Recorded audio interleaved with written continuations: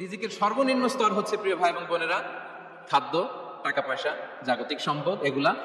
আর রিজিকের সর্বোচ্চ স্তর হচ্ছে fitness, physical and mental fitness. আর রিজিকের সর্বোত্তম স্তর হচ্ছে পুণ্যবান জীবন সঙ্গী এবং নেককার সন্তান, ফায়াস ওয়াইফ অ্যান্ড চিলড্রেন। সুবহানাল্লাহ ওয়া বিহামদিহি। একটু খেয়াল করে দেখেন যে আমার লাইফ পার্টনার, আমার জীবন সঙ্গিনী, সে যদি আল্লাহওয়ালা হয়, সে যদি ভালো হয়, আর আমার সন্তানটা যদি আল্লাহওয়ালা হয়, আমার ঘরটাই তো জান্নাত, ঠিক কিনা? তো এটা হচ্ছে রিজিকের সর্বোত্তম স্তর। জীবন সঙ্গিনী সে যদি নেককার হয়, আল্লাহওয়ালা হয়, মুতিয়া কানিতা সে যদি হয়, আর আমার সন্তান, আমার চিলড্রেন, সেও যদি ফায়াস হয়, তাহলে আমার ঘরটাই হচ্ছে paradise, a piece of paradise in this দুনিয়া। সুবহানাল্লাহ। আমরা আম্মাজান খাদিজা, আসসালামু আলাইকুম ওয়া রাহমাতুল্লাহি তাআলা ওয়া বারাকাতুহু, নাহমাদুহু ওয়া নুসাল্লি আলা রাসূলিহিল কারীম, আম্মা বা'দু, ফাআউযু বিল্লাহি মিনাশ শাইতানির রাজীম, বিসমিল্লাহির রাহমানির রাহিম। وما من دابة في الأرض إلا على الله رزقها ويعلم مستقرها ومستودعها كل في كتاب مبين. صدق الله العظيم. رب اشرح لي صدري ويسر لي أمري واحلل عقدة من لساني يفقه قولي. মুসলিম উম্মাহ অফ নর্থ আমেরিকার আয়োজনে মুনা কনভেনশন 2023 আজকে সমাপনী দিবসের সমাপনী লেকচারে আপনারা যারা উপস্থিত হয়েছেন, আপনাদের সবাইকে জানাচ্ছি আন্তরিক শুভেচ্ছা এবং মোবারকবাদ। শুরুতে আমরা আল্লাহ রাব্বুল ইজ্জত ওয়াল জালালের দরবারে শুকরিয়া জানাই, যিনি আমাদেরকে 3 দিন ব্যাপী কনভেনশনের শেষ দিন পর্যন্ত সুস্থভাবে উপস্থিত হয়ে এই প্রোগ্রামকে সাফল্য মণ্ডিত করবার সুযোগ করে দিয়েছেন। আমরা পড়ছি আলহামদুলিল্লাহ। অন্তরের অন্তঃস্থল থেকে অর্গানাইজিং কমিটিকে শুভেচ্ছা জানাই এবং মিডিয়া, প্রেস, ভলান্টিয়ার্স যারা আপনারা এসেছেন, সবাইকে আন্তরিক শুভেচ্ছা জানিয়ে শুরু করছি। যেই টপিকটি নিয়ে আজকের এই মুনা কনভেনশন 23rd এর লাস্ট সেশনে আমি আলোকপাত করতে চাই, সেটি হচ্ছে the concept of risk in Islam. Risk নিয়ে আমাদের অনেকের কিছু মিসকনসেপশন আছে। আমি চাইবো এই স্বল্প সময়ে রিজিকের ব্যাপারে একটি ধারণা আপনাদেরকে দিতে, আপনাদের আইডিয়াটা যাতে ক্লিয়ার থাকে, কনসেপ্ট যাতে ক্লিয়ার থাকে। প্রিয় ভাই এবং বোনেরা, আমরা অনেকে, সবাই না, অনেকে মনে করি যে রিস্ক হচ্ছে যেটা আমরা খাই, যেটা আমরা খাই এটা রিজিক, অথবা যে অর্থ আমরা উপার্জন করি এটা রিজিক। আমাদের অনেকের ধারণা। আসলে রিজিকের ব্যাপারে আমাদের ধারণাটা পূর্ণাঙ্গ নয়, এর বাইরেও অনেক কিছু আছে। রিস্কের বাংলা হচ্ছে জীবন উপকরণ, ইংরেজিতে বলে সাস্টেনেন্স বা প্রভিশন। অর্থাৎ জীবন পরিচালনায় একটা মানুষের যা যা লাগে তার সবই রিস্ক। শুধু আমরা যেটা খাই, যেটা উপার্জন করি, শুধু এতটুকুই রিস্ক নয়, এটা অনেক ওয়াইডার সেন্স আমাদেরকে চিন্তা করতে হবে। আমরা আমাদের পুরো জীবন জুড়ে যা পাই, যা খাই, যা অর্জন করি, যেটা লাভে ধন্য হই, সবটাই রিস্ক। আমরা অনেকে যে বুঝি যেটা আমরা খাই, যেটা উপার্জন করি এটা রিস্ক, এটা যে একেবারেই রিস্ক নয় সেটা নয়, তবে এটা আংশিক সত্য, এটাও রিস্ক। অর্থ, খাদ্য, জাগতিক সম্পদ এটাও রিস্ক, কিন্তু এটা রিস্কের সর্বনিম্ন স্তর। The lower level of provision, the lower level of risk হচ্ছে এই যে খাদ্য, অর্থ, জাগতিক সম্পদ। রিজিকের সর্বনিম্ন স্তর হচ্ছে এটা। আর রিজিকের সর্বোচ্চ স্তর হচ্ছে ফিটনেস। সুবহানাল্লাহ ওয়া বিহামদিহি। আমরা অনেকে এটাকে নেগলেক্ট করি, গুরুত্ব দেই না, কিন্তু এটাই রিজিকের সর্বোচ্চ স্তর, ফিটনেস। আপনি ফিট থাকা, অর্থাৎ ফিজিক্যাল অ্যান্ড মেন্টাল ফিটনেস, শারীরিক এবং মানসিক সুস্থতা, এটা রিজিকের সবচাইতে উচ্চতম স্তর। দ্য হায়ার স্টেজ অফ রিস্ক, প্রভিশন, সাস্টেনেন্স, ফিটনেস, সুস্বাস্থ্য, শারীরিক এবং মানসিক সুস্থতা। কারণ আমাদের স্বাস্থ্য যদি ভালো না থাকে, ফিজিক্যালি মেন্টালি যদি আমরা ফিট না হই, পৃথিবীর সব নেয়ামত আমার পায়ের সামনে হাজির করলেও আমি কিছুই উপভোগ করতে পারবো না। এজন্য এইটা সবচাইতে বড় রিস্ক। এবং রাসূলুল্লাহ সাল্লাল্লাহু আলাইহি ওয়াসাল্লাম তিনি বলেছেন যে নি'মাতান মাগবুনুন ফীহিমা কাসীরুম মিনান নাস, আস-সিহহাতু ওয়াল ফারাগ। দুটি নিয়ামত আছে যে দুটি নিয়ামতের ব্যাপারে মানুষ খুবই গাফেল, উদাসীন, গুরুত্ব দেয় না। তার মধ্যে একটা হচ্ছে আস-সিহহা, সুস্বাস্থ্য, আর একটা হচ্ছে আল ফারাগ, অবসর। আমরা যখন খুব ব্যস্ত হয়ে পড়ি, নাভিশ্বাস, সময় নাই, খুবই রাশিং, তখন বুঝি যে অবসরের কত দাম। আবার আমরা যখন ফিজিক্যালি উইক হয়ে পড়ি, অসুস্থ হয়ে যাই, তখন বুঝি সুস্বাস্থ্যের কত দাম। তো রিজিকের সর্বনিম্ন স্তর হচ্ছে প্রিয় ভাই এবং বোনেরা খাদ্য, টাকা পয়সা, জাগতিক সম্পদ এগুলা। আর রিজিকের সর্বোচ্চ স্তর হচ্ছে fitness, physical and mental fitness. আর রিজিকের সর্বোত্তম স্তর হচ্ছে পুণ্যবান জীবন সঙ্গী এবং নেককার সন্তান, pious wife and children। সুবহানাল্লাহ ওয়া বিহামদিহি। একটু খেয়াল করে দেখেন যে আমার লাইফ পার্টনার, আমার জীবন সঙ্গিনী, সে যদি আল্লাহওয়ালা হয়, সে যদি ভালো হয়, আর আমার সন্তানটা যদি আল্লাহওয়ালা হয়, আমার ঘরটাই তো জান্নাত, ঠিক কি না?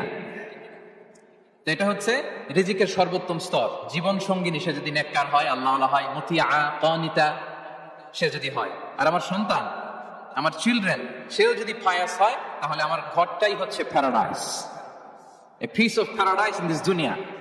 সুবহানাল্লাহ।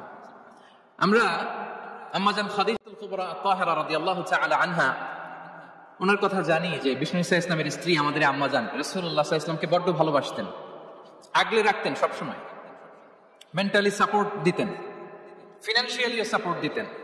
বিষ্ণু ইসা ইসলামকে আম্মাজান খাদিজা এতই ভালোবাসতেন, বিষ্ণু ইসা ইসলাম বলতেন, রুজিকতু হুব্বাহা, আমি খাদিজার ভালোবাসাকে রিজিক হিসেবে পেয়েছি। সুবহানাল্লাহ। রাসূল সাল্লাল্লাহু আলাইহি ওয়াসাল্লাম এই শব্দটা ইউজ করেছেন, রিজিক, রুজিকতু হুব্বাহা।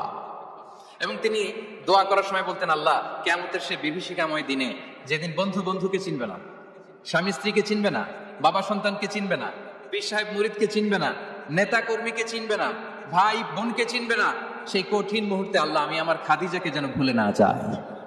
রুজিকতু হুব্বাহা, খাদিজার প্রতি ভালোবাসা আল্লাহ তাআলা আমার হৃদয়ে রিজিক হিসেবে দিয়েছে। তাহলে রিজিকের সর্বোত্তম স্তর হচ্ছে পুণ্যবান স্ত্রী, নেককার সন্তান। আর রিজিকের পরিপূর্ণ স্তর হচ্ছে মহান আল্লাহ তাআলার সন্তুষ্টি। রিজিকের পরিপূর্ণ স্তর যেটা, সেটা হচ্ছে রিদাল্লাহ, আল্লাহ তাআলার সন্তুষ্টি। আমার আল্লাহ যদি আমার উপর সন্তুষ্ট হয়ে যায়, আমাদের আর কিছু লাগে? আর কিছু লাগবে?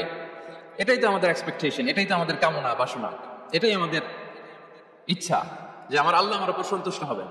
এটা হচ্ছে পরিপূর্ণ স্তর রিজিকের। এটা যে পায়, তার আর কিছু লাগে না। এবং এটা মানুষ নিশ্চিত হতে পারে যখন সেই দুনিয়ার জীবনকে শেষ করে আলামুল বারজাখের দিকে যেতে শুরু করে। তখন তাকে বলা হয়, ইয়া আইয়াতুহান নাফসুল মুতমাইন্নাহ ইরজিই ইলা রাব্বিকি রাদিয়াতাম মারদিয়াহ ফাদখুলি ফি ইবাদি ওয়াদখুলি জান্নাতি। হে প্রশান্ত আত্মা, হে প্রশান্ত আত্মা, প্রবেশ করো, তোমার রবের দিকে চলে এসো, সন্তুষ্ট চিত্তে, সন্তোষ ভাজন হয়ে আমার কাছে এসো, আমার জান্নাতে প্রবেশ করো। সুবহানাল্লাহ ওয়া বিহামদিহি। এই দুনিয়া ছেড়ে যখন আমরা যাব, তখন যদি এই অ্যানাউন্সমেন্টটা আমার জন্য দেয়া হয়, আমার আর কিছু চাওয়ার পাওয়ার আছে? প্রিয় ভাই এবং বোনেরা, বলেন, এই আল্লাহর সন্তুষ্টির ঘোষণা যদি আমি এই পৃথিবী থেকে বিদায় লগ্নে পেয়ে যাই, আমাদের আর কিছু চাওয়া পাওয়ার আছে? ইয়া আইয়াতুহান নাফসুল মুতমাইন্নাহ ইরজিই ইলা রাব্বিকি রাদিয়াতাম মারদিয়াহ। আমরা কিছুদিন আগে আমাদের সকলের প্রিয় আল্লামা দেলোয়ার হোসেন সাঈদী রাহিমাহুল্লাহ, নাওয়ারাল্লাহু মারকাদাহু ওয়া জাআলাল ফিরদাউসা মাসওয়াহু, উনাকে আমরা হারিয়েছি। আমি যখন ওনার শোক বার্তা নিয়ে ফেসবুকে স্ট্যাটাস লিখি, কমেন্টে আমি এই আয়াতটা লিখেছিলাম। আমি খুঁজে পাচ্ছি না যে আমি কি দিয়ে এটার উপমা দিব, কি দিয়ে ওনার বিদায়ের উপমা আমি জানাবো। আমি খুঁজে পাচ্ছিলাম না কোনো আয়াত। তখন এই আয়াতটা লিখে আমি উপমা দিয়েছি। আল্লাহু আকবার। গোটা বিশ্বের মানুষ কেঁদেছে, গোটা বিশ্বের মানুষ গায়বানা জানাজা পড়েছে, গোটা বিশ্বের মানুষ ওনাকে অশ্রুসিক্ত বিদায় দিয়েছে। From north to the south, from east to the west, the entire globe, min mashariqil ardi ila magharibiha, অশ্রুসিক্ত বিদায় তিনি পেয়েছেন। এটাই আল্লাহ তাআলার সন্তুষ্টির একটা জলজ্যান্ত নমুনা। জোরে বলেন ঠিক কিনা? এর চেয়ে জলজ্যান্ত নমুনা আমার জীবদ্দশা আমি দেখিনি। এত মানুষের কান্না, কাবার গিলাফ ধরে কান্না, এভাবে ভালোবাসা প্রকাশ করা, এভাবে তার প্রতি, তার জন্য অশ্রুসিক্ত দোয়া করা, কান্না জড়িত দোয়া, এটাই প্রমাণ করে যে আল্লাহ তাআলা ওনার উপর সন্তুষ্ট হয়ে গিয়েছেন। ওনার আর কি চাই? আমাদের আল্লাহর আর কি চাই? আর কিছুর দরকার নাই, ঠিক কিনা? এই যে পরম সৌভাগ্য, এরকম বিদায় নিতে পারা, এটা পরম সৌভাগ্য। আমরা আল্লাহর জন্য দোয়া করি, আল্লাহ তাআলা সারা জীবন তিনি যেমনি কোরআনের বার্তাকে গোটা বিশ্বব্যাপী পৌঁছিয়ে দিয়েছেন, তার কবরটাকে আল্লাহ তাআলা কোরআনের নূর দিয়ে আলোকিত করে দিক। কোরআনকে আল্লাহ তাআলা তার কবরের সাথী বানাক। কোরআনকে আল্লাহ তাআলা তার কিয়ামতের দিন, in the day of judgement, তার পক্ষে শাহাদাতকারী হিসেবে কবুল করুন। সম্মানিত ভাই এবং বোনেরা, আল্লাহ তাআলার সন্তুষ্টি পরিপূর্ণ রিজিক। এটা হচ্ছে পরিপূর্ণ, দ্য কমপ্লিট রিস্ক। তাহলে আমরা যেটা ভাবি অর্থ, আমরা যেটা ভাবি সম্পদ, এটা রিজিকের সর্বনিম্ন স্তর। সর্বোচ্চ স্তর হচ্ছে fitness. Physical and mental fitness. সর্বোত্তম স্তর হচ্ছে পুণ্যবান স্ত্রী, নেককার সন্তান। আর পরিপূর্ণ স্তর হচ্ছে আল্লাহ তাআলার সন্তুষ্টি। হাদিসে সবরকে বলা হয়েছে সবচেয়ে প্রশস্ত স্তর। আর সবর, পেশেন্স, ধৈর্য। রাসূলুল্লাহ সাল্লাল্লাহু আলাইহি ওয়াসাল্লাম বলেছেন, মা রুজিকা আবদুন খায়রান লাহু ওয়ালা আওসা মিনাস সবর। সবরের চেয়ে কোনো প্রশস্ত নিয়ামত, প্রশস্ত রিজিক আল্লাহ তাআলা কোনো বান্দাকে দেয়নি। ধৈর্য। আমাদের অনেকের ধৈর্য কম। আপনাদের কি অবস্থা? ধৈর্য আছে তো? হ্যাঁ, সবার ধৈর্য আছে না? আপনাদের দেখেই বোঝা যাচ্ছে মাশাআল্লাহ, খুব ধৈর্যের সাথে আপনারা একেবারে শেষ সময় পর্যন্ত আছেন। তো এই ধৈর্যের প্র্যাকটিসটা আমাদের করতে হবে। আমরা যেন অস্থির না হয়ে যাই, আমরা যেন আতঙ্কিত না হই, আমরা যেন প্রশান্ত থাকি, আমরা যেন ধৈর্যের প্র্যাকটিস করি। বিশেষ করে আমাদের সন্তানদের এটা শেখাতে হবে। কারণ ধৈর্য এটা এমন একটা গাছ, যে গাছে সারা গায়ে কাটা কিন্তু এর ফলটা বড় মিষ্টি। ধৈর্য এমন একটা গাছ, যে গাছে সারা গায়ে কাটা কিন্তু এর ফলটা বড় সুস্বাদু। তো সেই টেস্টি ফ্রুট যদি আপনি ট্রাই করতে চান, আপনাকে ধৈর্য ধারণ করতে হবে। তাহলে হাদিসের আলোকে আমরা জানলাম রিজিকের সবচাইতে প্রশস্ত স্তর হচ্ছে ধৈর্য। রিজিকের সবচাইতে কল্যাণকর স্তর হচ্ছে হিকমা। আল্লাহ তাআলা বলছেন, ইউতিল হিকমাতা মান ইয়াশা ওয়া মান ইউতিল হিকমাতা ফাকাদ উতিয়া খায়রান কাসীরা। আল্লাহ যাকে চান তাকে এই হিকমা দেন, আর যাকে আল্লাহ তাআলা হিকমা দেন তাকে প্রভূত কল্যাণ দান করেন। হিকমা, প্রজ্ঞা, উইজডম, নলেজ আর কমন সেন্স, দুইটা যখন একসাথে হয় এটা উইজডম হয়ে রিফ্লেক্ট করে। আই রিপিট, জ্ঞান এবং আকল, নলেজ আর কমন সেন্স দুইটা যখন একসাথে হয় ওটা হয়ে যায় উইজডম বা প্রজ্ঞা। কখন কোথায় বলতে হয়, কেমন ভাবে বলতে হয়, কি করে বলতে হয়, কখন কি করতে হয়, কতটুকু করতে হয়, কোথায় যে থামতে হয়, এটা জানার নাম হচ্ছে হিকমা। আর হিকমা হচ্ছে সবচাইতে কল্যাণকর রিস্ক। সম্মানিত সুধী, এটা হচ্ছে আমার introductory discussion. The concept of রিস্কের ব্যাপারে এখন মোটামুটি আমাদের একটা আইডিয়া ক্লিয়ার হয়েছে না? রিস্ক কি, কত ধরনের হতে পারে, রিস্কের সবচেয়ে নিম্ন স্তর কি, সর্বোচ্চ স্তর কি, সবচেয়ে প্রশস্ত স্তর কোনটা, সর্বশ্রেষ্ঠ স্তর কোনটা, সবচেয়ে কল্যাণকর স্তর কোনটা। এ পর্যায়ে আমরা জানবো যে এই রিজিকের বন্দোবস্ত কে করেন। কে করেন বলেন তো দেখি? এই রিজিকের বন্দোবস্ত একচ্ছত্র ভাবে আল্লাহ তাআলা এটা নিয়ন্ত্রণ করেন। তিনি রিজিকের মহাব্যবস্থাপক। যে আয়াত দিয়ে আমি শুরু করেছি প্রিয় ভাই এবং বোনেরা, ওমা মিন দাব্বাতিন ফিল আরদি ইল্লা আলাল্লাহি রিজকুহা ওয়া ইয়ালামু মুস্তাকাররাহা ওয়া মুস্তাওদাআহা কুল্লুন ফি কিতাবিন মুবিন। ভূপৃষ্ঠে বিচরণশীল যত প্রাণী আছে, এই সবগুলো প্রাণীর রিজিকের ব্যবস্থাপনা আল্লাহ তাআলা নিজ কুদরতে করেন।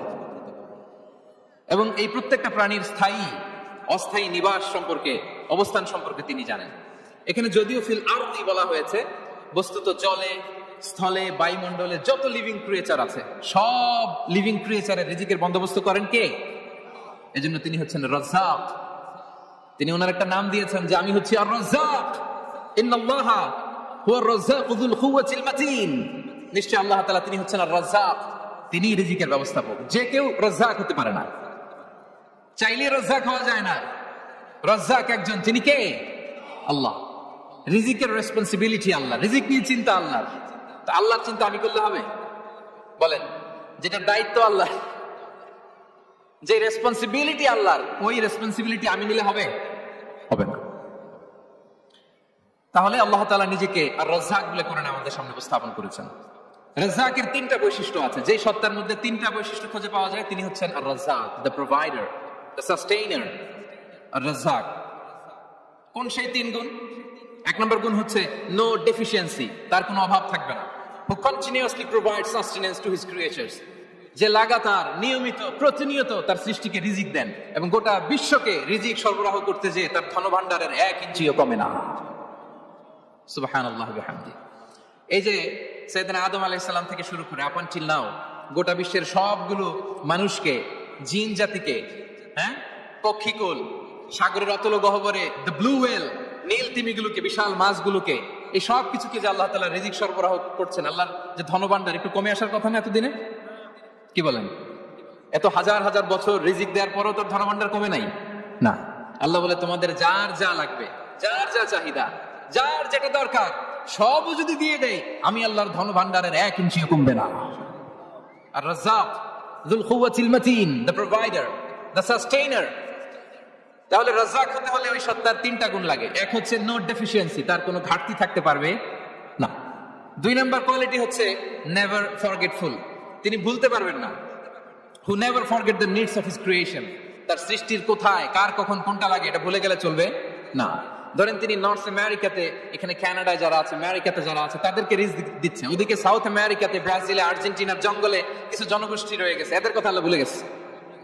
তারা বেঁচে থাকতে পারবে? আফ্রিকার জঙ্গলে যারা আছে তাদেরকেও যে রিজিক দিতে হবে, যখন যেটা লাগে সরবরাহ করতে হবে, এটা যদি আল্লাহ ভুলে যায় তোরা বাঁচবে? বলেন। তাহলে যিনি আর রাজ্জাক, তিনি হচ্ছেন নেভার ফরগেটফুল। কখনো তার সৃষ্টির কখন কি লাগে এটা কখনো তিনি ভুলতে পারবেন না। আল্লাহ তাআলা ভুলেন না, তিনি ভুলেন না, তিনি সব খেয়াল রাখেন। যখন যার যেটা যতটুকু দরকার তখন তাকে ততটুকু যিনি দেন, তার নাম হচ্ছে রাজ্জাক। রাজ্জাক হতে গেলে যেই কোয়ালিটি লাগে, তার 3 নম্বর কোয়ালিটি হচ্ছে কম্প্যাশনেট। কম্প্যাশনেট, দয়ালু, অনেক বেশি দয়ালু। এত বেশি দয়ালু যে তার বিরোধিতা করলেও তাকে রিজিক দেয়া থেকে তিনি বঞ্চিত করেন না। His disobedience affects the risk but not stop the risk. আপনি যদি আল্লাহর অবাধ্য হন, আপনার রিজিকের বারাকা হয়তো কমে যাবে, কিন্তু রিজিক বন্ধ হবে না। যে গোটা বিশ্বে যারা অবিশ্বাসী আছে, যারা নাস্তিক আছে, যারা আল্লাহদ্রোহী আছে, তারা কি খেয়ে পরে বেঁচে নাই? বলেন, তাদেরকে কি আল্লাহ তাআলা রিজিক দিচ্ছে না?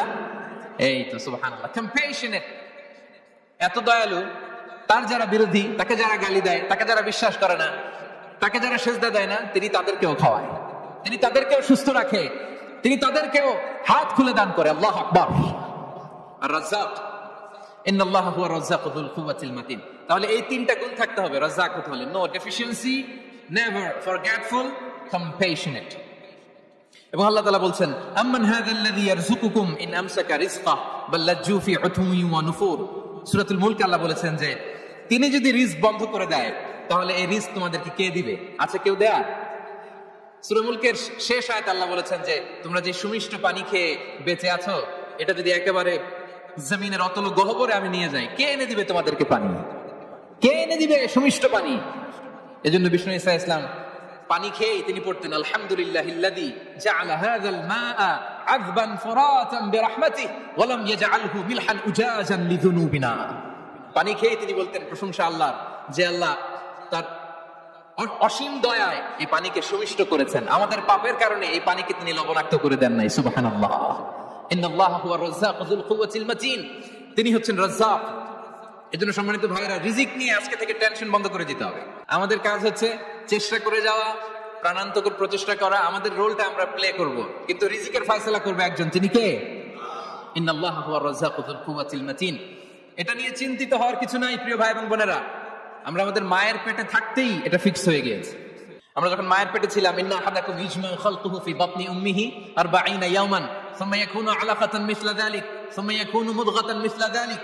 আমরা যখন মায়ের পেটে ছিলাম 40 দিন আমরা নুতফা স্টেজে ছিলাম, 40 দিন আমরা আলাকা স্টেজে ছিলাম। আমার মায়ের জরায়ুর দেয়ালে আমি লেপ্টে ছিলাম। 40 দিন আমরা ছিলাম এ ভেরি লিটল ফ্ল্যাশ, একটা ছোট্ট গোশতের টুকরা। এরপর আল্লাহ তাআলা ফায়ুরসালু ইলাইহি মালাক, মায়ের পেটে একজন ফেরেশতা পাঠালেন। ফায়ানফুখু ফিহি রূহ, he breathed into him the spirit, তিনি রূহের ফুৎকার দিলেন। ওয়া ইউমারু বিআরবা'i কালিমাত, 4টা জিনিস তখন লিখে দেয়া হলো। বিখাতবি রিজকিহি ওয়া আজালিহি ওয়া আমালিহি ওয়া শাকিয়ুন আও সাঈদ, তার রিজিক কি হবে লিখে দেয়া হয়েছে মায়ের পেটে যখন ছিলাম। আপনারা তো এখন চিন্তা করতেছেন, চিন্তিত, কিন্তু মায়ের পেটে থাকতে আল্লাহ তাআলা এই রিজিককে ফিক্স করে দিয়েছেন। সুবহানাল্লাহি ওয়া বিহামদিহি। এবং যে রিজিক আমি আমার মায়ের পেটে থাকতেই আল্লাহ তাআলা লিখে দিয়েছেন, সেই রিজিক ভোগ না করে আমি কোনোদিন মরবো না। বিষ্ণু শাস্ত্র আমাদেরকে জানিয়েছেন, তোমার জন্য যে রিজিকের বন্দোবস্ত, যেই অ্যালটমেন্ট আছে, সেটা ভোগ না করে, উপভোগ না করে তুমি মরবে না। এবং সেটা আপনি উপভোগ করবেন, আপনার কাছেই আসবে। ধরুন আপনারা যে ফল আমেরিকাতে খান, এটা কি আমেরিকায় চাষ হয় ফল, নাকি কানাডা মেক্সিকো থেকে আসে? কোত্থেকে আসে? কোত্থেকে? এখানেই হয়, আবার বাইরে থেকেও আসে। Okay fine. লেটস সে আপনি যে অ্যাপেলটা দিয়ে আজকে ব্রেকফাস্ট করলেন, যে অ্যাপেলটা আপনি খেলেন, এটা মেক্সিকো থেকে এসেছে। ওই অ্যাপেলটা যখন কুড়ি অবস্থায় ছিল, মুকুল অবস্থায় ছিল, তখনই ওটার মধ্যে আপনার নাম লেখা। এর মধ্যে কত পাখি এসে ওই গাছে বসেছে, কত মুকুল নষ্ট করেছে, ওইটা নষ্ট করে নাই, কারণ ওইটা আপনি খাবেন। ওইটা পুষ্ট হয়ে সুন্দর একটা ফল হয়ে ইম্পোর্টেড হয়ে এটা আমেরিকাতে আসলো, আমেরিকার বাজারে। অনেক মানুষ ওই ফলটা সুপারমার্কেটে যে ধরে চড়ে নেড়ে আবার রেখে দিয়ে চলে গেছে, নেয় নাই। ওইটা সে খাবে না, কারণ ওইটা আপনার রিজিকে লেখা। ওই ফল আপনি নিয়ে আসলেন, বাসায় অনেকে অ্যাপেল খাচ্ছে, কিন্তু ওই অ্যাপেলটা খাবে না, কারণ এটা কে খাবে? সুবহানাল্লাহ পড়তে পারলেন না মজা করে? আল্লাহু আকবার। আপনার জন্য যে রিজিক নির্ধারিত এটা আপনিই খাবেন। এর মধ্যে আপনি মরে যেতে পারতেন, বাসা থেকে অন্য কোথাও চলে যেতে পারতেন, কিন্তু না, মরবেনও না, অন্য কোথাও যাবেনও না ওইটা খাওয়ার আগে। This is the essence of risk, this is the essence of provision, sustenance. ইন্নাল্লাহা হুয়া রাজ্জাকু যুল কুওয়াতিল মাতিন।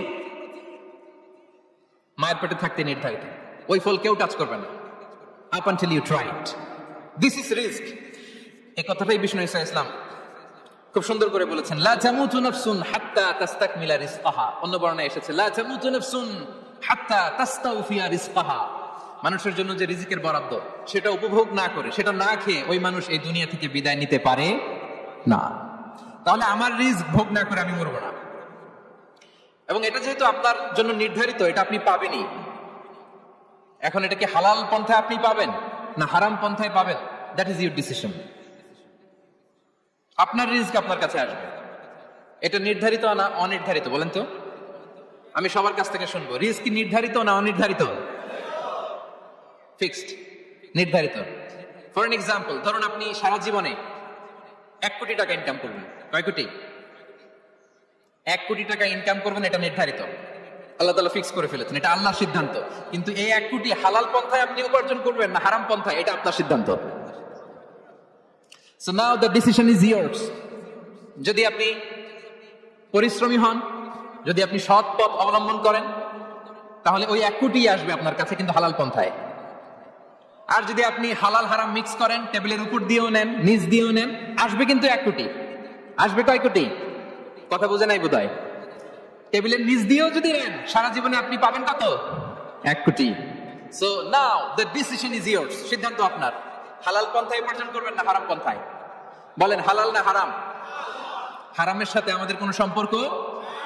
হারামকে আমরা এই কনভেনশন সেন্টার থেকে না বলে দিলাম, আওয়াজ করে বলুন নো। হারামের সাথে আমাদের কোনো সম্পর্ক? আল্লাহ তাআলার দেয়া বরাদ্দ রিস্ক আমরা হালাল পন্থায় উপার্জন করবো ইনশাআল্লাহ। বলেন। তাহলে মায়ের পেট থেকে নির্ধারিত হয়ে গেল, আমারটা আমি পেলাম, হালাল ভাবে আমি নিব। আরেকটা জিনিস মনে রাখতে হবে যে কেউ কারো রিজিকে ভাগ বসায় না, কেউ না। আমরা অনেকে মনে করি যে আমি ওকে দিলাম, ওকে খাওয়াইলাম, আমি বোধহয় খাওয়াইলাম। না, সে আপনারটা খায় নাই, সে তার রিজিকই খেয়েছে। আমাদের ঘরে আমাদের বন্ধু বান্ধব আসে, অনেক সময় আমাদের ঘরে অনেক সময় অতিথি আসে, তাদেরকে আমরা আপ্যায়ন করি, তাদেরকে খাওয়াই। আসলে সে আমারটা খায় না, সে কারটা খায়? তার নিজেরটাই খায়। বিষ্ণু ইসলাম এটা খুব সুন্দর করে বলেছেন। ওনার কাজিন চাচাতো ভাই আব্দুল্লাহ ইবনে আব্বাসকে একদিন অনেক নাসিহা করছিলেন। করতে করতে এক পর্যায়ে তিনি বললেন, ওয়ালাম, ইবনে আব্বাসকে বলছেন, ওয়ালাম আন্না মা আসাবাকা লাম ইয়াকুন লিইখতিআক ওয়া মা আখতাআকা লাম ইয়াকুন লিইউসিবাক। আব্দুল্লাহ, জেনে রাখো, যেটা তুমি পাওয়ার এটা তুমি কোনোদিন হারাবা না। যেটা তোমার হওয়ার কথা ছিল এটা তুমি কোনোদিন মিস করবা না। আর যেটা তুমি পাওয়ার কথা না, গোটা বিশ্বের সব শক্তিকে হাতের মুঠোয় আনলেও সেটার দেখা তুমি পাবে না, পাবে না। ওয়ালাম আন্নামা আসাবাকা লাম ইয়াকুন লিইখতিআক ওয়া মা আখতাআকা লাম ইয়াকুন লিইউসিবাক রুফিআতিল আকলাম ওয়া জাফফাতিস সুহুফ। আব্দুল্লাহ, রিজিক নিয়ে চিন্তিত হয়ো না, রিজিক নিয়ে পেরেশান হয়ো না। প্লে ইউর রোল, রিজিক ইজ ফিক্সড। যেটা তুমি পাওয়ার তুমিই পাবা, যেটা তুমি পাওয়ার কথা না, চেষ্টা করেও সেটা তোমার কাছে আসবে না। সম্মানিত সুধী, এ পর্যায়ে আমরা জানবার চেষ্টা করব যে কিসে রিজিক বাড়ে, কি করলে রিজিকে ভরপুর বারাকা হয়, রিজিকের চাবিকাঠি কোথায়, কোন পথে চললে রিজিকে ভরপুর বারাকা হবে, আমার জীবনে বরকত নেমে আসবে রিজিকে। এটা জানতে মনে যাচ্ছে না আমাদের? হ্যাঁ, কষ্ট হচ্ছে আপনাদের? কষ্ট হচ্ছে? তাহলে কি করলে রিজিকে ভরপুর বারাকা হয়, কি করলে আমার জীবনে ভরপুর বারাকা নেমে আসে, এই পয়েন্টটাতে আমরা একটু আলোকপাত করি। যেসব কাজ করলে আমাদের জীবনে রিজিকে আসমানি বারাকা নেমে আসবে, আমাদের রিজিকে আসমানি বারাকা নেমে আসুক, আমরা চাই কি চাই না? সবাই আমরা চাই নিশ্চয়ই। যে কাজ করলে রিজিকে আসমানি বারাকা আসে, এর 1 নম্বর হচ্ছে তাকওয়াল্লাহ, আল্লাহর ভয়। আল্লাহ তাআলা বলছেন, ওয়া মান ইয়াত্তাকিল্লাহা ইয়াজআল লাহু মাখরাজা ওয়া ইয়ারযুকহু মিন হাইসু লা ইয়াহতাসিব যে আল্লাহকে ভয় করে, যে আল্লাহ সচেতন, আল্লাহ তাকে মাখরাজ, মাখরাজ মানে কি জানেন? ওই যে এক্সিট লেখা না এদিকে, এই এক্সিটকে আরবিতে বলে মাখরাজ, মানে কোথাও আটকাবেন না, বের হওয়ার রাস্তা আছে, কোথাও আটকাবেন না, বের হওয়ার রাস্তা আল্লাহ তাআলা অ্যারেঞ্জ করে দিবেন। You will have the way out from crisis. ক্রাইসিসে পড়লে, সংকট মোমেন্টে আল্লাহ তাআলা ওখান থেকে এক্সিটের ব্যবস্থা আপনাকে করে দিবেন। ওয়া ইয়ারযুকুহু মিন হাইসু লা ইয়াহতাসিব, এমন জায়গা থেকে আল্লাহ তাআলা রিজিকের ব্যবস্থা করবেন যে সে কল্পনাও করে নাই। এরকম অনেক সময় হয় না যে আমি ভাবিও নাই যে এখান থেকে আমার রিজিকের বন্দোবস্ত হতে পারে, কোত্থেকে যে রিজিক চলে আসলো। এরকম জীবনে মাঝে মাঝে হয় কি হয় না? ব্যবস্থা করেন কে? যারা আল্লাহ তাআলাকে ভয় করে, যারা আল্লাহ সচেতন, তাদেরকে আল্লাহ তাআলা স্পেশাল রিজিক দিয়ে ধন্য করেন। তাকওয়াল্লাহ। পুরো কোরআনের মূল শিক্ষা কি? পুরো ইসলামের এসেন্স কি, জেস্ট কি, সারাংশ কি যদি আমাকে জিজ্ঞেস করা হয়, আমি বলবো তাকওয়াল্লাহ, আল্লাহর ভয়, আল্লাহ সচেতনতা। Allah is watching me, Allah is observing me. আল্লাহ তাআলা আমায় দেখছেন। আমি যাই করি না কেন, দরজা বন্ধ করে, জানালা বন্ধ করে, সব বন্ধ করেও যদি করি, পৃথিবীর সবার চোখ ফাঁকি দেয়া গেল, আল্লাহর চোখ ফাঁকি দেয়া যায়? পুলিশের চোখ ফাঁকি দেয়া যায়, সিকিউরিটির চোখ ফাঁকি দেওয়া যায়, আমার সাথে বন্ধুদের চোখ ফাঁকি দেওয়া যায়, ফাঁকি দেওয়া যায় না একটা মহান সত্তার চোখ। তিনি কে? এই যে সেন্সেশন, অনুভূতি, দিস ইজ তাকওয়া। এই অনুভূতিটার নামই হচ্ছে তাকওয়া। যে আমি যাই করি, যেভাবে করি, যখন করি, কেউ দেখে না, কিন্তু দেখে কে? কেউ যেটা দেখে না সেটা দেখে কে? দিস ইজ তাকওয়া। এই তাকওয়ার চর্চা যার মধ্যে আছে, তার রিজিকে বারাকা নেমে আসবে। আমরা যখন তাকওয়ার চর্চা করি, আমাদের ছেলে মেয়েদের জন্য এটা শেখাই যে কেউ দেখে না বাবা, কিন্তু আল্লাহ দেখে। ছোটবেলা থেকে যদি আমাদের সোনামণিদের ব্রেইনে এই তাকওয়াল্লাহ নামের এই সফটওয়্যারটা ইনস্টল করে দেই, আর কোনোদিন সে বিপদগামী হবে না, পথচ্যুত হবে না। ওই ছেলেকে দিয়ে আর পৃথিবীতে অন্যায় করানো যাবে না। সে পাপ কাজ করবে না, সে অন্যায় কাজ করবে না, সে অন্যের রাইটস নষ্ট করবে না, সে দুর্নীতি করবে না, সে ঘুষ খাবে না, সে সুদ খাবে না। শুধু দুর্নীতি দমন কমিশন দিয়ে দুর্নীতি বন্ধ করা যায় না। এই তাকওয়া আল্লাহর সফটওয়্যার ইনস্টল করে দিতে হবে। তাহলে এক নম্বর হচ্ছে তাকওয়া। আল্লাহর ভয় যেন আমরা আমাদের হৃদয়ে রাখি। যাদের হৃদয়ে আছে আল্লাহর ভয়, তারা কবু পথ ভুলে যায় না। কি অসাধারণ কথা! তাহলে এক নম্বরে তাকওয়া আল্লাহ। দুই নম্বর আত-তাওয়াক্কুল আলাল্লাহ, to put your trust on Allah, to depend on Allah, আল্লাহর উপর ভরসা রাখা। আমরা ভরসা রাখি কার উপর? আওয়াজ করে বলুন, কার উপর? আমরা আমাদের ভরসা রাখি আল্লাহর উপর, কার উপর ভরসা রাখি না। ভরসা একজনের উপর। বিষ্ণু ইসা ইসলাম বলেছেন, লাউ আন্নাকুম তাওয়াক্কালুনা আলাল্লাহি হাক্কা তাওয়াক্কুলিহি লা রাযাকাকুম কামা ইয়ারযুকুত তায়র তাগদু খিমাসান ওয়া তারুহু বিতানান। পাখি যেমনি আল্লাহর উপর তাওয়াক্কুল করে, তোমরা যদি এমনি তাওয়াক্কুল করতে পারো, তাহলে পাখিকে আল্লাহ যেমনি রিজিক দেয়, তোমাদেরকে আল্লাহ তাআলা তেমনি রিজিক দিবেন। পাখি কি করে ভাই? সকালবেলা তার বাসা থেকে কিচির মিচির রবে, হ্যাঁ, দিক বিদিক ছুটে বেড়ায়, ছুটতে থাকে মাইলকে মাইল। আবার বিকেল বেলায় গধূলি লগ্নে তার বাসায় এসে ফিরে আসে। ওই পাখিটাকে আল্লাহ তাআলা উদর পূর্তি করে তার নিড়ে ফিরিয়ে দেয়। তাহলে ইসলামে পাখিকে তাওয়াক্কুলের মডেল হিসেবে উপস্থাপন করা হয়েছে। কাকে? পাখিকে। এবার খেয়াল করে দেখেন তো, পাখি কি করে? সকালবেলা ঘরে বসে বসে তাওয়াক্কুল করে নাকি? কথা কি বুঝতেছেন? পাখি তার নিড়ে বসে হাত গুটিয়ে আল্লাহর উপর তাওয়াক্কুল করে, এরকম না? এই হাদিস থেকে কি বোঝা গেল? কিভাবে করে বলতে হবে। বলেন তো একজন সাহস করে কিভাবে করে? বের হয়ে যায়, রিজিকের সন্ধানে সে বের হয়ে যায়, দিক বিদিক ছুটে বেড়ায়। বিকেল বেলা ওদর পূর্তি করে আল্লাহ তাআলা পাখিটাকে নেড়ে ফিরিয়ে দেয়। সো পাখিকে তাওয়াক্কুল হিসেবে, তাওয়াক্কুলের মডেল হিসেবে বিষ্ণু ইসা ইসলাম সেট করলেন এজন্য যে পাখি তার রোলটা প্লে করে, তারপরে সে রিজিক পায়।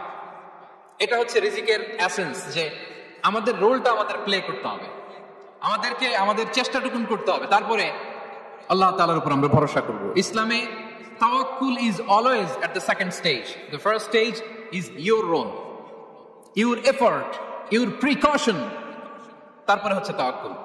তাহলে বলেন, ইসলামে আগে তাওয়াক্কুল না পরে তাওয়াক্কুল? পরে। ইরকিলহা সুম্মা তাওয়াক্কাল আলাল্লাহ। এক সাহাবী বলেন, ইয়া রাসূলুল্লাহ, আমার উটের রশিটা গাছে বেঁধে তারপরে তাওয়াক্কুল করব না ছেড়ে দিয়ে তাওয়াক্কুল করব? বিষ্ণু সাল্লাল্লাহু আলাইহি ওয়াসাল্লাম বললেন, ইরকিলহা সুম্মা তাওয়াক্কাল আলাল্লাহ। আগে গাছের মধ্যে রশি দিয়ে টাইট করে বাঁধো, তারপরে তাওয়াক্কুল করো। সুবহানাল্লাহি বিহামদিহি। তাহলে এইরকম তাওয়াক্কুল যদি করা যায় পাখির মতো, আপনার রিজিকের কোনো অভাব হবে না।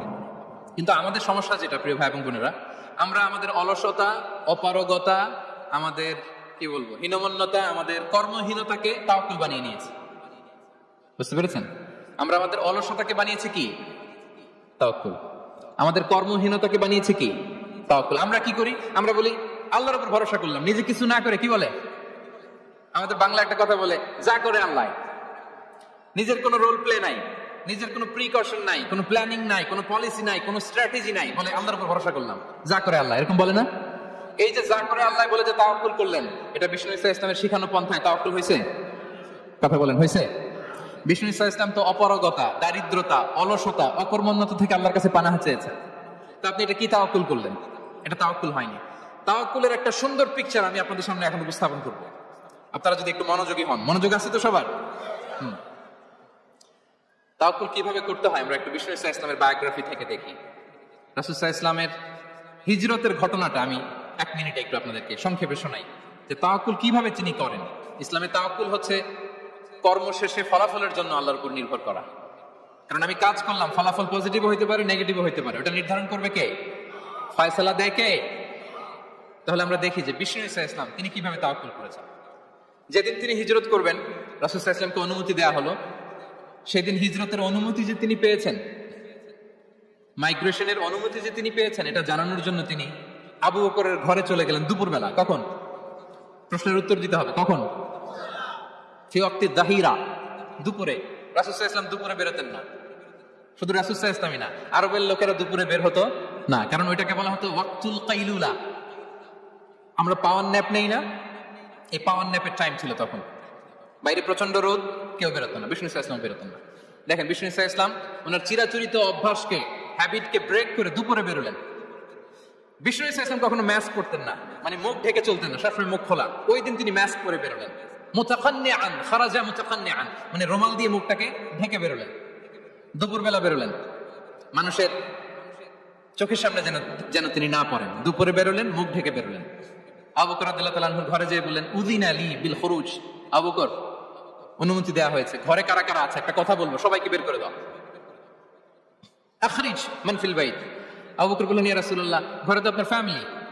আয়েশা রাদিয়াল্লাহু তাআলা আনহার সাথে ততদিনে বিয়ে হয়ে গিয়েছে, কিন্তু সংসার শুরু হয়নি। দে আর পার্ট অফ ইউর ফ্যামিলি, আপনার সংসার, আয়েশা, আসমা। তখন তিনি আশা ফিরে পেলেন, বলেন ঠিক আছে তাহলে শোনো, উযিনা লি বিল খুরুজ, অনুমতি দেওয়া হয়েছে, আমি থাকবো সাথে? রাসূল সাল্লাল্লাহু আলাইহি ওয়াসাল্লাম বললেন, হ্যাঁ তুমি থাকবে। ওই দিন রাতে ওনারা বের হলেন। মক্কা থেকে মদিনা একদিকে, উনি বেরোলেন আরেক দিকে। ধরেন মক্কা থেকে মদিনার রাউট হচ্ছে এইদিকে, আমরা তো এইদিকেই বেরোবো নাকি? কথা কি বুঝতেছেন? বিষ্ণু বেরোলেন কোন দিকে? এইদিকে। সুবহানাল্লাহ বললেন না? এজন্য আবেগ একটু কন্ট্রোল করতে হবে। আবেগ আর বিবেকের সমন্বয় লাগবে, প্রপার স্ট্র্যাটেজি লাগবে, ওয়েল প্ল্যানিং লাগবে, তাহলেই সেই নেতৃত্ব আবার মুসলিমদের হাতে আল্লাহ ফিরিয়ে দিবে। মক্কা থেকে মদিনা এদিকে, বিষ্ণু বেরোলেন এদিকে। বের হয়ে চলে গেলেন গারে সাউরে, সেখানে তিনি থাকবেন। এগুলো হচ্ছে বিষ্ণু ইসলামের প্রিকশন। এবার দেখেন আবু বকরের প্রিকশন কি ছিল। আবু বকর রাদিয়াল্লাহু প্ল্যান করলেন, বিষ্ণুনবী যেহেতু 3 দিন এই গারে সাউরে থাকতে চান, রাত্রিবেলা বের হয়ে তো ওনার অবস্থান শুরু করলেন, তাহলে 3 দিন মক্কায় আমাদের ব্যাপারে কি বলে, কে কি বলে, এটা আমাদের জানার দরকার আছে না নাই? ওনার ছোট্ট ছেলে আব্দুল্লাহকে উনি অ্যাসাইন করলেন। Abdullah, now you have a very, খুবই গুরুত্বপূর্ণ একটা দায়িত্ব তোমাকে পালন করতে হবে। কি? তুমি সকালবেলা মক্কার বাজারে যে এই দোকানে যাবা, ওই দোকানে যাবা, ওই দোকানে যাবা, দেখবা যে মক্কার কুরাইশরা কে কি বলে, কারণ তারা তো আমাদেরকে খুঁজবে, তন্ন তন্ন করে খুঁজবে। তারা কে কি বলে এই তথ্যটা এসে আব্দুল্লাহ তুমি আমাদেরকে দিয়ে দিবে। সুবহানাল্লাহ। আবু বকর রাদিয়াল্লাহু তাআলা আনহুর ছোট্ট ছেলে আব্দুল্লাহ মক্কার বাজারে এখানে যায় ওখানে যায়, কে কি বলে সে সব শুনে আস্তে করে এসে মরুভূমি পার হয়ে গারে সাউরে যে আবু বকর রাদিয়াল্লাহু তাআলা আনহুর কাছে ইনফরমেশন সব দিয়ে দিচ্ছে। কিন্তু দেখেন যেই মুহূর্তে আব্দুল্লাহ তথ্য নিয়ে মক্কা থেকে গারে সাউরে আসে, আব্দুল্লাহ যখন হেঁটে হেঁটে আসে, মরুভূমির বালুর মধ্যে তার ফুটপ্রিন্ট পড়ে যায় না? কথা বলেন না কেন? পড়ে যায় না? তো আবু জাহেল, উতবা সাহেবের তো বেশি কষ্ট করা লাগে, তারা খুঁজতে খুঁজতে যখন আব্দুল্লাহর ফুটপ্রিন্ট পেয়ে যায়, ছোট্ট বাচ্চার ফুটপ্রিন্ট, এটা ফলো করলেই তো আবু বকর আর মুহাম্মদ, ঠিক কিনা? সুবহানাল্লাহ। আবু বকর রাদিয়াল্লাহু তাআলার প্ল্যানিং দেখেন, তিনি যেমনি ছোট্ট আব্দুল্লাহকে ইনফরমেশন গ্যাদার করার জন্য সেট করলেন, তিনি ওনার একটা রাখালকে সেট করলেন, তার নাম হচ্ছে আমির ইবনে ফুহায়রা। আমির ইবনে ফুহায়রাকে তিনি অ্যাসাইন করে বললেন, আমির, আব্দুল্লাহ যখন সকালবেলা আমাদেরকে ইনফরমেশন দিয়ে চলে যাবে, তুমি আমার ছাগলগুলোকে এনে মরুভূমির এই জায়গায় একটু চালাবা। তাহলে ওইখানে আর আব্দুল্লাহর ছোট্ট বাচ্চার ফুটপ্রিন্ট থাকবে না, ওখানে আমার ছাগলগুলোর ফুটপ্রিন্ট থাকবে। সুবহানাল্লাহ, এত আসতে বললে হবে? আল্লাহু আকবার, আল্লাহু আকবার, আল্লাহু আকবার। কি প্রিকশন নিয়েছেন ওনারা বিশ্বনবী সাল্লাল্লাহু আলাইহি ওয়াসাল্লামকে সেফটি দেওয়ার জন্য। আমির, আব্দুল্লাহ চলে যাবে, তোমার ডিউটি শুরু। আব্দুল্লাহর একটা ফুটপ্রিন্টও যেন না থাকে, ওখানে ছাগল চড়াবা। শুধু তাই নয়, আব্দুল্লাহ ইবনে উরাইকিত নামে একজন গাইড ভাড়া করল আবু বকর, যিনি মক্কা থেকে মদিনায় তাদেরকে নিয়ে যাবে। কিন্তু ক্যারাভান, কাফেলা যেই পথে চলে ওই পথে নয়, সাওয়াহিলি পথে, একটা আনইউজুয়াল আননোন রাউট ধরে ওনারা মক্কা থেকে মদিনায় যাবে। নিয়ে যাচ্ছে। সর্বশেষে সে যখন দেখাই দিল যে এখান থেকে সোজা চলে গেলে আপনারা মদিনায় চলে যাবেন, বিদায়। আল্লাহ রাসূল সাল্লাল্লাহু আলাইহি ওয়াসাল্লাম কোয়াইট এন্ড কাম, আবু বকর রাদিয়াল্লাহু তাআলা আনহু ব্যাক এন্ড ফোর্থ করছেন, সামনে যাচ্ছেন, পেছনে যাচ্ছেন, কি না কি হয়। কিন্তু বিষ্ণু সাল্লাল্লাহু আলাইহি ওয়াসাল্লাম একেবারে শান্ত, কারণ বিষ্ণু সাল্লাল্লাহু আলাইহি ওয়াসাল্লামের হাতে যা করার ছিল তিনি সব করে ফেলেছেন, সর্বোচ্চ প্রিকশন নিয়েছেন। Now he is putting his trust on Allah, now he is in the state of his তাওয়াক্কুল। বিষ্ণু সাল্লাল্লাহু আলাইহি ওয়াসাল্লাম এখন তাওয়াক্কুল করতেছেন। বিষ্ণু সাল্লাল্লাহু আলাইহি ওয়াসাল্লাম তখন তাওয়াক্কুলের মোমেন্টে আছেন। আপনি এবার এই হিজরতের ঘটনাকে অ্যানালাইসিস করেন। আবু বকর রাদিয়াল্লাহু তাআলা আনহু তিনি কতটা প্রিকশন নিলেন, বিশ্বনবী সাল্লাল্লাহু আলাইহি ওয়াসাল্লাম কতটা প্রিকশন নিলেন। আমরা টিপিক্যাল বাঙালি মুসলমান যদি নবী হইতাম, আমরা কি করতাম? আমরা বলতাম, আমি নবী, আমার কাছে ওহী আসে, আমি রাত্রিবেলা লুকিয়ে গাড়ি সাউরে যাবো কেন? আমি দিনের বেলায় ঢং ঢং করে আবু জাহিল্লার নাকের সামনে দিয়ে যাবো, দেখি আল্লাহর শক্তি বেশি না আবু জাহিল্লার শক্তি বেশি। এরকম সস্তা বলে আমরা আমি নবী, সরি ফর দ্য স্ল্যাং, আমি নবী, আমি লুকিয়ে রাতে কেন যাব? আমি আবু জাহেলের সামনে দিয়ে যাব, দেখি আল্লাহর শক্তি বেশি না আবু জাহেলের শক্তি বেশি। এরকম বলতাম না? কিন্তু বিষ্ণু ইসলাম কেমনটা করেছেন না, দুপুরে বেরোন না, ওদিন দুপুরে বেরোলেন, মাস্ক পরেন না, মাস্ক পরে বেরোলেন। সংবাদ দেওয়ার সময় সাবধানতা অবলম্বন করলেন।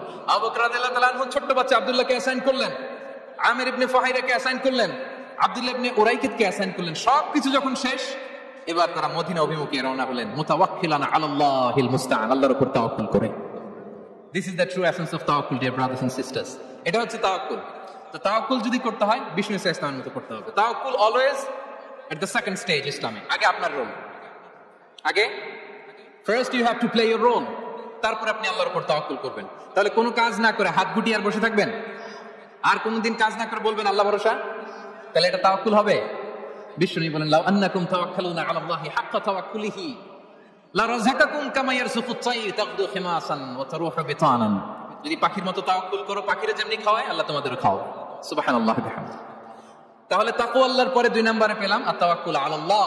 আমরা যদি আল্লাহর উপর তাওয়াক্কুল করতে পারি, আমাদের রিজিকে আসমানি বারাকা নেমে আসবে। 3 নাম্বার, অন টাইমে সালাত আদায় করা। যারা অন টাইমে সালাত আদায় করে, সালাত কায়েম করে, তাদের রিজিকের কোনো টেনশন নাই। বিশ্বাস হয় নাকি একটু সন্দেহ লাগে? সন্দেহ লাগে কারো? যারা অন টাইমে সালাত আদায় করে তাদের কখনো রিজিকের কোনো ঘাটতি হবে না। আল্লাহ তাআলা বলছেন, ওয়া'মুর আহলাকা বিস-সালাতি ওয়াসতাবির আলাইহা লা নাসআলুকা রিজকা নাহনু নারযুকুক ওয়াল আকিবাতু লিত-তাকওয়া। নবী হে, আপনি আপনার ফ্যামিলি মেম্বারসদেরকে সালাতের ব্যাপারে আদেশ করুন, আপনি নিজেও সালাত আদায়ে অবিচল থাকুন। আমি তো আপনার কাছে রিজিক চাই নাই, আমি আল্লাহ রিজিক দেই, আমি তো রাজ্জাক। তার মানে সালাত যে আদায় করে তার রিজিকের কোনো টেনশন আর থাকে না। 3 নম্বরে গেল সালাত। 4 নম্বরে হচ্ছে ইস্তিগফার, বেশি বেশি ইস্তিগফার করা। কি পড়া? বেশি বেশি কি পড়া? ইস্তিগফার করা। আস্তাগফিরুল্লাহ, আস্তাগফিরুল্লাহ, আস্তাগফিরুল্লাহ। হাঁটছি, চলছি, ড্রাইভিং করছি, বাস স্টেশনে অপেক্ষা করছি, ফিলিং স্টেশনে ফুয়েল নিচ্ছি, পড়বো আস্তাগফিরুল্লাহ। কি পড়বো? আস্তাগফিরুল্লাহ। যারা সব সময় আস্তাগফিরুল্লাহ পড়ে তাদের রিজিকের কোনো টেনশন হয় না, রিজিক নিয়ে তাদের আর কোনো চিন্তা থাকে না। আল্লাহ নবী নূহ আলাইহিস সালাম, যিনি ওনার জাতিগোষ্ঠীকে বলেছিলেন, ফাকুলতু আস্তাগফিরু রাব্বাকুম ইন্নাহু কানা গাফফারা, তোমরা বেশি বেশি ইস্তিগফার করো, তিনি ক্ষমাশীল। ইস্তিগফার করলে কি হবে? ইউরসিলিস সামাআ আলাইকুম মিদরারা, রহমতের বৃষ্টি বর্ষণ হবে, তোমাদের জমিগুলো উর্বর হবে। ওয়া ইউমদিদুকুম বিআমওয়ালি ওয়া বানিন, আল্লাহ তাআলা তোমাদেরকে সম্পদে বারাকা দিবেন, সন্তানে বারাকা দিবেন। ওয়া ইয়াজআল লাকুম জান্নাতিন ওয়া ইয়াজআল লাকুম আনহারা, তোমাদের ফসল ক্ষেতগুলো সবুজ শ্যামল হয়ে ভরপুর হবে, তোমাদের রিজিকে বারাকা নেমে আসবে। তাহলে আমরা যেন বেশি বেশি ইস্তিগফার করি। বিষ্ণু ইসলাম বলেছেন, মান লাযামাল ইস্তিগফার জাআলাল্লাহু লাকুম মিন কুল্লি দীকিন মাখরাজা ওয়া মিন কুল্লি হাম্মিন ফারাজা ওয়া ইয়ারযুকহু মিন হাইসু লা ইয়াহতাসিব। যে সব সময় ইস্তিগফার করে তার কোনো টেনশন থাকে না, তার জীবনে দুশ্চিন্তা আসে না, আর এমন জায়গা থেকে আল্লাহ রিজিকের বন্দোবস্ত করে যেটা সে কল্পনাও করে না। সুবহানাল্লাহ। আমরা যেন বেশি বেশি ইস্তিগফার করি। আস্তাগফিরুল্লাহ, এটা হচ্ছে ভেরি শর্ট ফর্ম অফ ইস্তিগফার। অথবা পড়তে পারেন আস্তাগফিরুল্লাহ আল্লাযী লা ইলাহা ইল্লা হুয়াল হাইয়ুল কাইয়্যুম ওয়া আতুবু ইলাইহি। সাইয়্যিদুল ইস্তিগফার মুখস্থ আছে না আমাদের? এটা যেন বেশি বেশি পড়ি। ইয়াকিনের সাথে যে সাইয়্যিদুল ইস্তিগফার পড়বে, যেই দিন পড়বে ওই দিন যদি মৃত্যু হয় সে জান্নাতি। কোন রাতে মুকিনান বিহি, ইয়াকিনের সাথে যদি সাইয়্যিদুল ইস্তিগফার কে রিসাইট করে, ওই রাতে যদি সে মৃত্যুবরণ করে, বিষ্ণু বলেন সে জান্নাতি। তাহলে প্রিয় ভাই এবং বোনেরা, আমরা যেন ইস্তিগফার করি।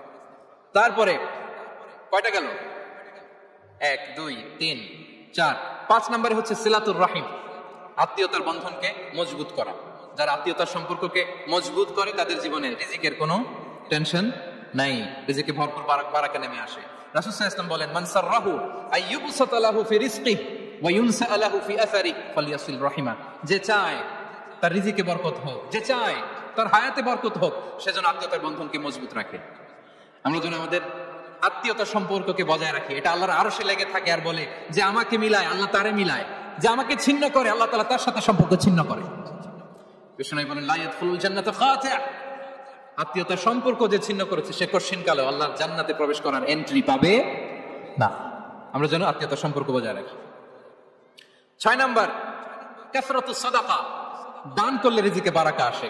আল্লাহ তাআলা বলেন, ওয়া মা আনফাকতুম মিন শাইইন ফাহুয়া ইউখলিফুহু ওয়া হুয়া খায়রুর রাযিকিন। যে দান করে, দান করলে যে ঘাটতি হয় আল্লাহ তাআলা এই ঘাটতিটাকে রিপ্লেস করে দেয়, রিপ্লেস করে দেয়। বিষ্ণু ইসলাম বলেছেন, মা নাকাসা মালু আবদিন মিন সাদাকা। চ্যারিটি করলে, দান করলে আল্লাহ তার সম্পদ কখনো কমায় না। প্রতিদিন সকালবেলা দুজন ফেরেশতা নেমে বলতে থাকে, আল্লাহুম্মা আ'তি মুনফিকান খালাফা, আল্লাহুম্মা আ'তি মুমসিকান তালাফা। ফেরেশতা দুজন বলে, আল্লাহ যে দান করলো, দানের কারণে যে ঘাটতিটা হলো এটা তুমি মেক আপ করে দাও, এটা তোমার পক্ষ থেকে বারাকা দিয়ে রিপ্লেস করে দাও। আর যে ধরে রাখলো, কৃপণতা করলো, ওর সম্পদকে আল্লাহ তুমি ধ্বংস করে দাও। ওয়াল ইয়াযু বিল্লাহ। আমরা যেন দান করি। এরপরে বিষ্ণু ইসলাম বলেছেন, বেশি বেশি হজ উমরা করলে, বেশি বেশি যদি কারো সাধ্য থাকে, ফিনান্সিয়াল ক্যাপাসিটি থাকে, বেশি বেশি হজ উমরা করলে তার রিজিকে বারাকা নেমে আসে। সব শেষে হচ্ছে দোয়া করা, রিজিক বৃদ্ধির কি করা? দোয়া করা। বিষ্ণু ইসলাম নিজেও দোয়া করতেন।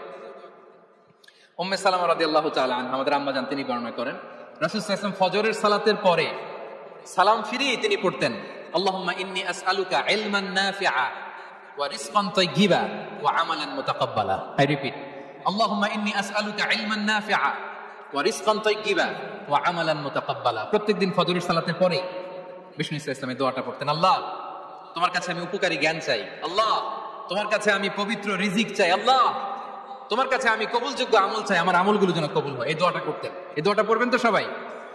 বিষ্ণু ইসলাম নিজে পড়তেন সকালবেলা, একেবারে দিনের শুরুতেই রিজিকের বরকতের জন্য দোয়া করে তিনি ওনার ডে স্টার্ট করতেন। কোরআনে অনেক আয়াতে রিজিকের জন্য দোয়ার ব্যাপারে পাওয়া যায়, আমরা সেদিকে যাব না। সাইয়েদনা ঈসা আলাইহিস সালাম তিনি বলেছেন, আল্লাহ আকাশ থেকে মায়েদা পাঠান। ওই আয়াতের শেষে বলেছেন, ওয়ারযুকনা ওয়া আনতা খায়রুর রাযিকিন। আল্লাহ আপনি আমাদেরকে রিজিক দিয়ে ধন্য করুন, আপনি তো রিজিক দাতা।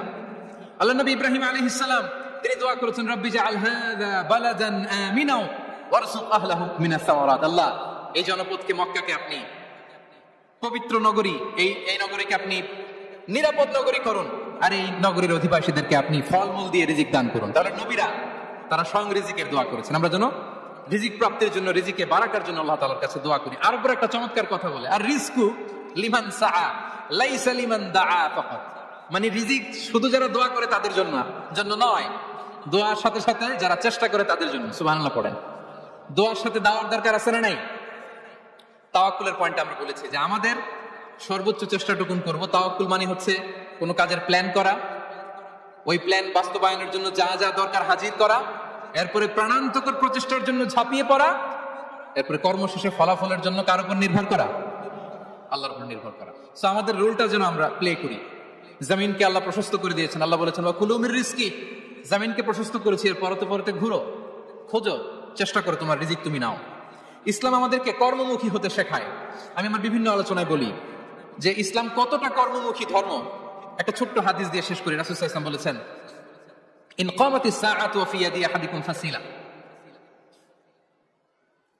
রাসূল সাল্লাল্লাহু আলাইহি ওয়াসাল্লাম বলেন যে যদি কেউ দেখে কিয়ামত শুরু হয়ে গিয়েছে আর তার হাতে একটা চারা গাছ, কি গাছ, আর ওদিকে কি শুরু হয়েছে, বিষ্ণু সাল্লাল্লাহু আলাইহি ওয়াসাল্লাম বলেন যদি তার সুযোগ থাকে কিয়ামত শুরু হওয়ার আগেই যেন চারা গাছটা সে রোপণ করে দেয়। তার মানে থামার জন্য এই পৃথিবীতে আমরা আসি নাই, আমরা পৃথিবীতে এসেছি পৃথিবীকে আবাদ করার জন্য, এই পৃথিবীটা লিড করার জন্য, এই পৃথিবীতে শুধু সামনের ছোটার জন্য মুসলমানদের আগমন হয়েছে। চিল্লায় বলেন ঠিক কিনা? কতটা কর্মমুখী হতে শেখায়। এইদিকে কেমন, এইদিকে চারা গাছ, যদি সুযোগ পাও এটা রোপণ করে দাও। আপনারা মারিয়াম আলাইহিস সালামের ঘটনা জানেন। তার গর্ভে আল্লাহ তাআলা স্বামী ছাড়া সন্তান দিয়েছিলেন। ঈসা আলাইহিস সালাম ভূমিষ্ঠ হলেন। পাশ দিয়ে বয়ে যাচ্ছে স্রোতস্বিনী ঝর্ণাধারা, আর এদিকে খেজুর গাছ। এটা খেজুর গাছের পাশে হেলান দিয়ে তিনি ক্লান্ত, শ্রান্ত, পরিশ্রান্ত মারিয়াম আলাইহিস সালাম এবং প্রচন্ড ক্ষুধার্ত। কোত্থেকে খাবার পাবেন? আল্লাহ তাআলা বললেন ওয়াহুজ্জি ইলাইকি বিজিযইন নাখলাতি তুসাকিত আলাইকি রাতাবান জানিয়া। মারিয়াম একটু কষ্ট করো, এই যে তোমার পাশে খেজুর গাছ, খেজুর গাছের ডাল ধরে টান দাও, দেখবে সুমিষ্ট খেজুর টপ টপ করে নিচে পড়বে। আচ্ছা, আল্লাহ তাআলা চাইলে এমনি অটোমেটিক্যালি খেজুরগুলো নিচে ফেলতে পারতেন না? আওয়াজ করে বলেন পারতেন কিনা? এটা সুন্নাতুল্লাহি ফিল আরদের বিরোধী। আল্লাহ তাআলা চেয়েছেন মারিয়াম একটু করুক, এরপর বাকিটা আমি করি। সুবহানাল্লাহ বলবেন না? ওয়াহুজ্জি, মারিয়াম এতটুকু করো, ওয়াহুজ্জি খেজুর গাছের ডাল ধরে একটু টান দাও, তুসাকিত আলাইকি রাতাবান জানিয়া, টসটসে খেজুর পড়বে। তাহলে ইসলাম আমাদেরকে কর্মমুখী হতে শেখায়। মুসা আলাইহিস সালাম লোহিত সাগরের সামনে চাইলে আল্লাহ তাআলা রাস্তা বানিয়ে দিতে পারতেন। আল্লাহ কি বললেন? হ্যাঁ, ওই আঘাতটা আমাদের করতে হবে, আঘাত আমাদেরকে করতে হবে, ওই শ্রম আমাদেরকে দিতে হবে, তারপরে আল্লাহ তাআলার সাহায্য আমাদের জন্য বরাদ্দ থাকবে। ঠিক কিনা? সম্মানিত ভাইরা, এটাই হচ্ছে সুন্নাতুল্লাহি ফিল আরদ, এটাই জমিনে আল্লাহর সিস্টেম, এটাই the law of nature in this universe. এখানে আমাকে প্রচেষ্টা করতে হবে, আমার রোল প্লে করতে হবে, তারপরে আমার রিজিক আমার কাছে আসবে। তাই আমরা যেন কায়মনো বাক্যে রিজিকের বারাকার জন্য আল্লাহ তাআলার কাছে দোয়া করার পাশাপাশি আমাদের রোলটা যেন আমরা প্লে করি, আমাদের রোলটা যেন আমরা